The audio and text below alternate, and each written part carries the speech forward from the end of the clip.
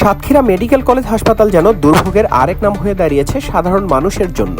চিকিৎসা নিতে এসে রোগীরা সেবা না পেয়ে ফিরে যাচ্ছেন, আর যারা চিকিৎসা নিচ্ছে তাদের পকেটও কাটছে হাসপাতালের অভ্যন্তরেই।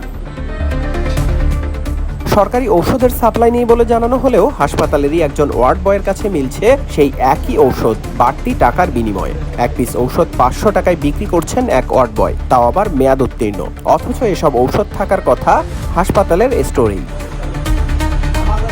এদিকে মেয়াদ উত্তীর্ণ ঔষধ প্রয়োগের পর রোগীর অবস্থার অবনতি হয়। পরে বিষয়টি জানাজানি হতেই ঘটনাস্থলে হাজির হয় সেনাবাহিনীর একটি দল। 100-150 টাকা না দিলে আমরা হুইলচেয়ারে বসাই নির্যাতিত দেবো না। ওরা টাকার বিনিময়ে কোনো কাজ করে, টাকা নিয়ে সব কাজ করে। তাহলে এটা সরকারি হাসপাতাল, সরকারি কি নামে হাসপাতাল? এখানেই শেষ নয়, হুইল চেয়ার ব্যবহার, প্রেসার মাপা, এমনকি রোগী টয়লেটে গেলেও দিতে হচ্ছে বাড়তি টাকা। চিকিৎসার চেয়ে যেন টাকার গুরুত্ব বেশি হাসপাতালটিতে। চিকিৎসা না পেয়ে তাই অনেকেই ফিরে যাচ্ছেন। চিকিৎসকরা ডিউটিতে ঠিক মতো থাকেন না বলেও অভিযোগ রয়েছে দীর্ঘদিন ধরে। নিচের থেকে 3 তলায় নিয়ে আসলো আপনার একজন ছেলে, তো হুইল চেয়ারে নিয়ে আসলো, তার সে 50 টাকা বকশিশ চাই দিলাম। তারপরে হচ্ছে আপনার আম্মুর হচ্ছে ব্লাড, আপনার প্রেশার আর হচ্ছে আপনার ডায়াবেটিস, এই দুইটা পরীক্ষা করার সময় বলে যে 50 টাকা দাও। আচ্ছা দিলাম। ডাক্তার বললো যে প্রেশারটা ওনাকে দিয়ে তুমি আরেকবার মাথায় আনো। ডাক্তার স্লিপ দিছে, তো আমি তারে দেখালাম। সে আমার বলে যে এখন পারবো না, আধা ঘন্টা 45 মিনিট পরে তুমি আমার সাথে দেখা করবা। আমি বললাম আমার আম্মুর হচ্ছে একবার স্ট্রোক করছে, সে তার প্রেশার এখন যে হাই কি লো এটা খুব জানাটা জরুরি।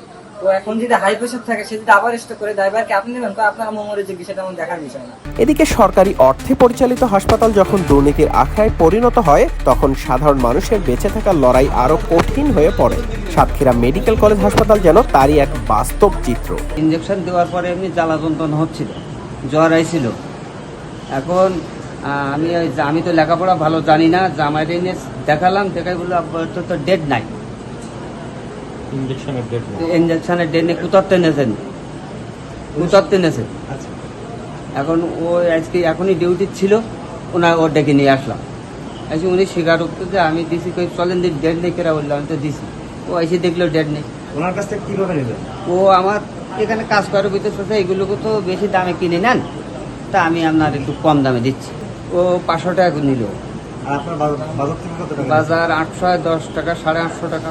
বারবার অভিযোগও আমলে নেয়নি কর্তৃপক্ষ। ঔষধ কিভাবে ওয়ার্ড বয়ের মাধ্যমে বিক্রি হলো, এটার সুষ্ঠু তদন্ত হওয়া উচিত বলে মনে করেন সাতক্ষীরা জেলা নাগরিক কমিটির আহ্বায়ক অ্যাডভোকেট আজাদ হোসেন।